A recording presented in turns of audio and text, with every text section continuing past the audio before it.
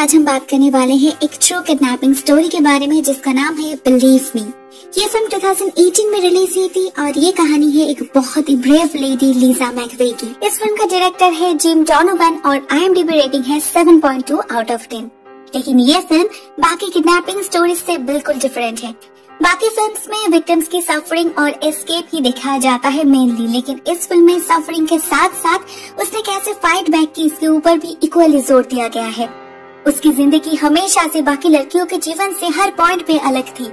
बाकी लड़कियों को ऐसे डिजास्टर के बाद अपने परिवार का फुल सपोर्ट मिला था, उन्हें सिर्फ बाहर की दुनिया के साथ लड़ना था, लेकिन लीजा को घर और बाहर दोनों का ही सामना करना पड़ा था। सपोर्ट तो दूर की बात है, उसके अपने परिवार ने उसके बातों पर बिलीव तक नहीं की। And this is why this film is unique. तो चलिए दोस्तों शुरू करते हैं आज की इस वीडियो को और जानते हैं इस ब्रेव लेडी लीजा मैकवे के बारे में। लीजा मैकवे एक 17 साल की टीनेजर जो फ्लोरिडा में रहती है अपने नानी के पास और एक कैफे में फुल टाइम जॉब करती है। कैफे में वो बहुत पॉपुलर है, ऑलवेज स्माइलिंग, सभी को बहुत अच्छे से ग्रीट करती है, तो उसका बॉस भी उसे लेकर काफी खुश है। लेकिन जैसे ही वो कैफे से निकलती है उसके चेहरे पर एक उदासी छा जाती है। नेचुरली पूरा दिन काम करने के बाद घर लौटना हेवनली फील होता है, मगर लीजा के लिए घर का मतलब कुछ अलग है। ये घर कोई हेवन नहीं है, एक प्रिजन है, हेल है। ये एक ऐसा जेल है जहाँ से निकल पाना शायद इस जीवन में उसके लिए इम्पॉसिबल है। इस घर में हम लीजा और उसकी नानी के साथ साथ और एक आदमी को भी देख पाते हैं, मॉरिस। वो है उसके नानी का बॉयफ्रेंड। वो इसी घर में रहता है और शायद फाइनेंशियली इस फैमिली को सपोर्ट भी करता है और उसके बदले में उसे हर रात लीजा के रूम में एंट्री मिलता है। इन इजी वर्ड्स, लीजा की नानी उसे यूज करती है। उसकी माँ ने उसे इस घर में भेजा था जिससे वो अपनी नानी को हेल्प कर सके। वो जब कर रही है अपनी पूरी सैलरी वो अपनी नानी को ही देती है, मगर फिर भी एक बेटर लाइफ के लिए उसे ये एक्स्ट्रा काम करना पड़ रहा है। इनिशियली उसे लगा था उसकी माँ इस सब से अनजान है, मगर उनसे मिलके सारी चीजों को क्लियर आउट करने के बाद एक चीज उसके लिए भी डे लाइट की तरह क्लियर हो जाती है। यहाँ पर कहीं कोई मिसकंसेप्शन नहीं है, सभी को सब कुछ पता है। उसकी माँ पहले से ही जानती थी ये सब होगा। इनफैक्ट वो इसीलिए लीजा को इस घर में भेजा था। लीजा के पास ये सब सहन करने के अलावा और कोई भी ऑप्शन नहीं था, क्योंकि शायद वो बचपन से ही ये सब देखती आ रही है। उसका जीवन तो नरक बन ही चुका था, लेकिन एक दिन कुछ ऐसा होता है जिससे उसकी जिंदगी नरक से भी बदतर हो जाती है। एक रात लीजा जब घर लौट रही थी वो नोटिस करती है एक ब्लैक कार उसे फॉलो कर रही है जो आगे जाकर रुक जाती है। नाइट शिफ्ट थी उसकी, रात के 2 बज रहे थे, तो रास्ता बिल्कुल सुनसान था। लीजा को थोड़ा सा डर तो लग रहा था, तो वो उस गाड़ी से दूर भागने की कोशिश करती है, मगर तभी अचानक दूसरी तरफ से एक आदमी आकर उसे गन पॉइंट पे लेकर उस गाड़ी में उठा लेता है। गाड़ी में उसका रेप करने के बाद वो आदमी उसका हाथ बांधकर, आंखों पे पट्टी बांधकर अपने अपार्टमेंट में ले जाता है। लीजा बहुत डर चुकी थी, जो ऐसे हालत में बिल्कुल नॉर्मल है, लेकिन वो ऐसे हालत में भी अपने आप को संभालना जानती थी। ये आदमी लीजा को घर लाने के बाद सबसे पहले उसे नहलाता है, उसके बाद उसे कुछ खाने के लिए भी देता है। ये आदमी भी उसे रेप कर रहा था बार बार, लेकिन मतलब उसका मेन इंटेंशन ही वही था, लेकिन उसका बिहेवियर कुछ अलग है। लीजा उससे बात करने लगती है। ये आदमी लीजा से बहुत पोलाइटली बात कर रहा था। वो लीजा से उसका नाम, उसका एज, वो क्या करती है, ये सब पूछता है, तो लीजा इंटेंशनली सब कुछ गलत बताती है। वो अपना नाम बताती है कैरल और एज 20। असल में उस आदमी के साथ बात करके लीजा समझ चुकी थी ये आदमी मेंटली वल्नरेबल है और वो इस आदमी को इमोशनली मैनिपुलेट कर सकती है। यहाँ पर उसके साथ जो कुछ भी हो रहा है वो तो उसके साथ घर में भी होता है, लेकिन यहाँ पर उसके लिए सबसे ज्यादा इम्पोर्टेंट है जिंदा रहना। उसे हर हालत में यहाँ से सेफली बाहर निकलना है। लीजा इस आदमी से कहती है उसके अलावा उसके बीमार पिता का और कोई भी नहीं है, तो अगर उसने उसे जाने दिया तो वो अपने मर्जी से उसकी गर्लफ्रेंड बन सकती है। इससे वो अपने पिता का ख्याल भी रख पाएगी। ऑफ कोर्स इस प्रपोजल को तो वो एक्सेप्ट नहीं करता, मगर इससे लीजा उससे एक बॉन्डिंग क्रिएट करना चाहती थी जो वो सक्सेसफुली कर पाई।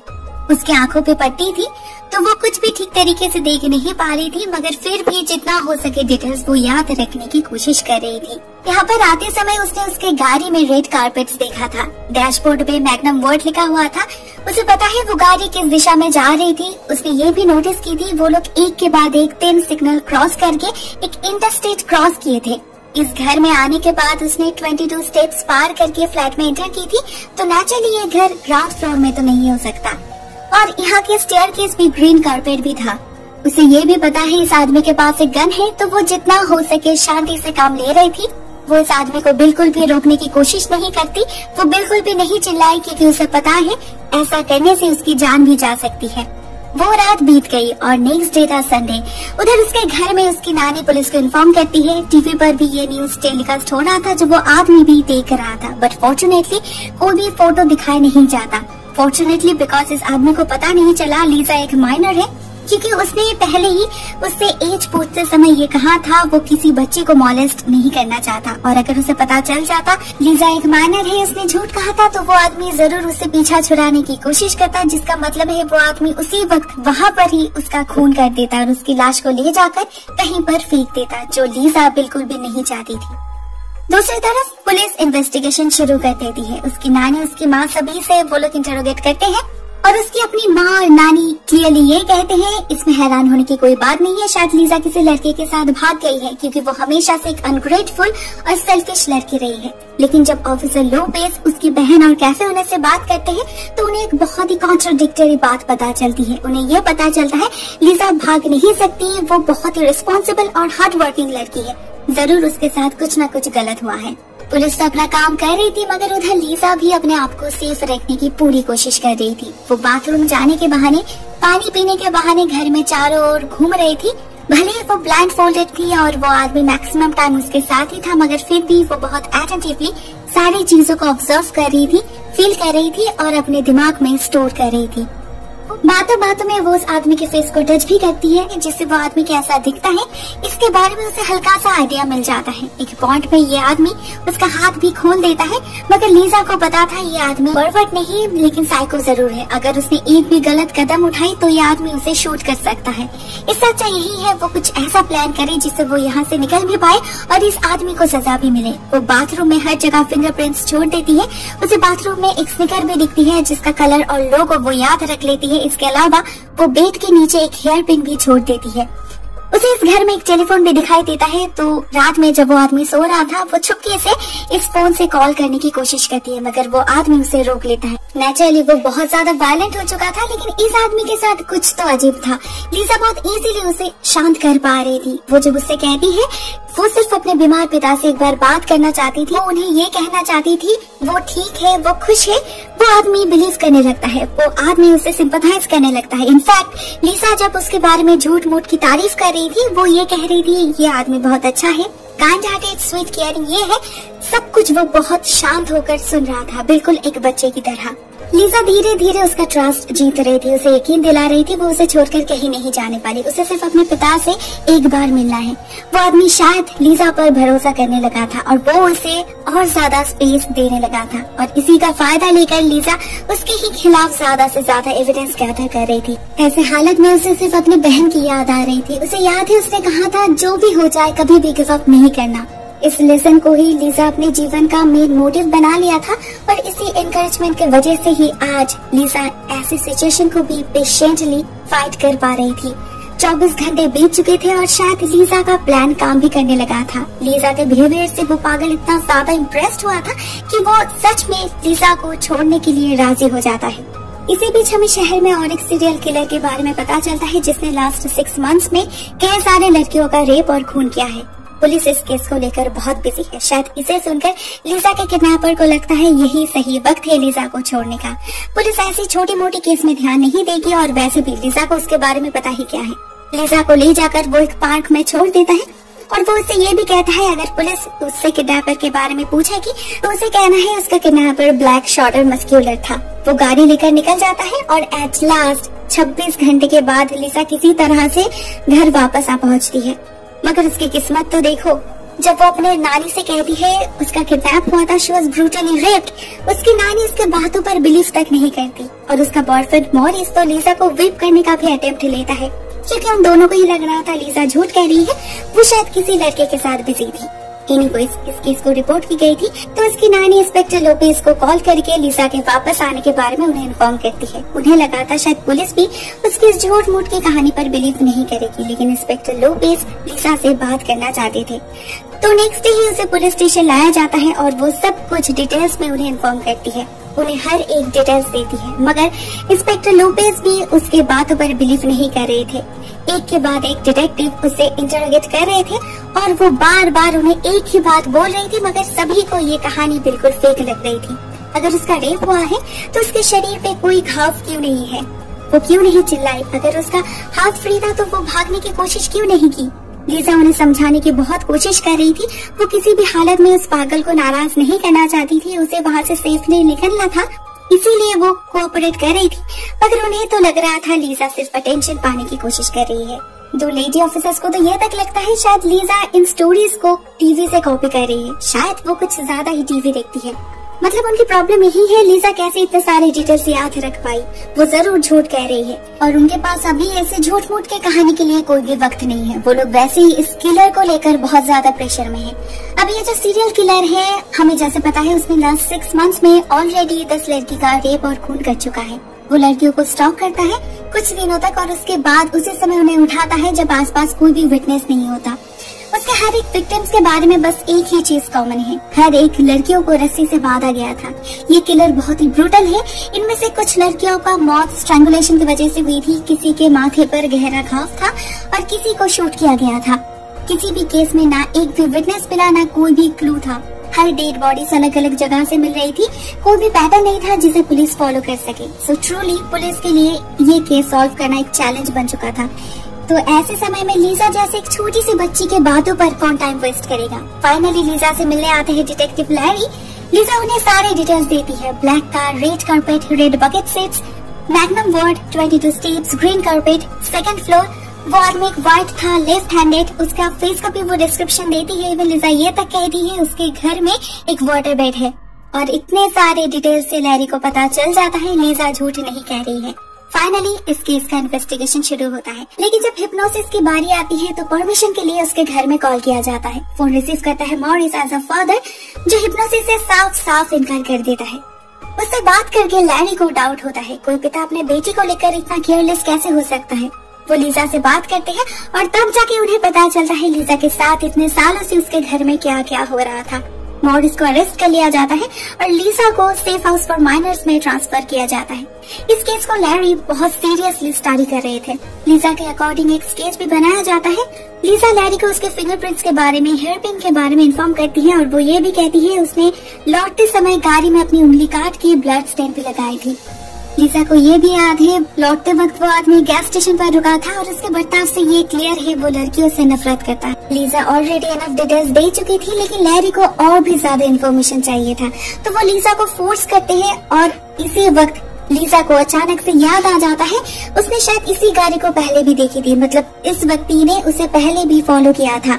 लैरी बहुत अटेंटिवली उसके बातों को सुन रहा था और बार बार उसे बस यही लग रहा था लीजा का किडनैपर कहीं वो सीरियल किलर ही तो नहीं।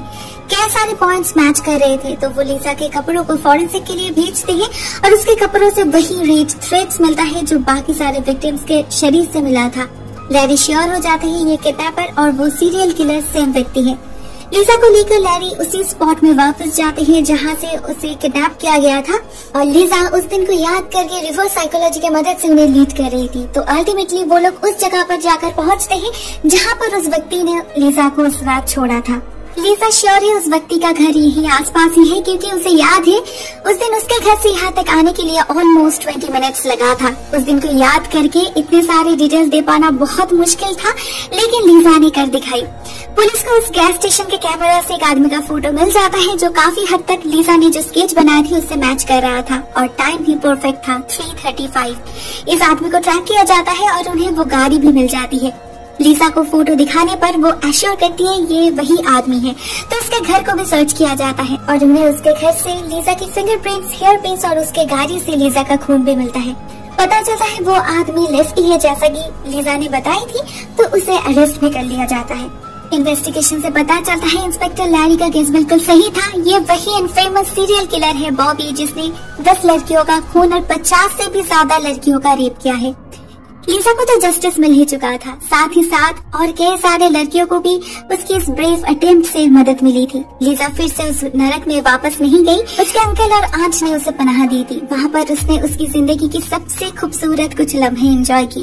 कुछ साल तक वो वहीं पर थी और उसके बाद फाइनली उसे वो अपना परिवार मिला जिसके लिए वो तरसती थी। दोस्तों, इस फिल्म की कहानी यहाँ पर ही एंड हो जाती है और अब हम कुछ रियल डिटेल्स के बारे में बात करेंगे। लीजा बचपन से ही बाकी लड़कियों से अलग थी। उसकी जिंदगी शुरू से ही डिफिकल्ट रही। उसके पिता के बारे में नहीं पता, मगर उसकी माँ एक अल्कोहलिक और ड्रग एडिक्ट थी।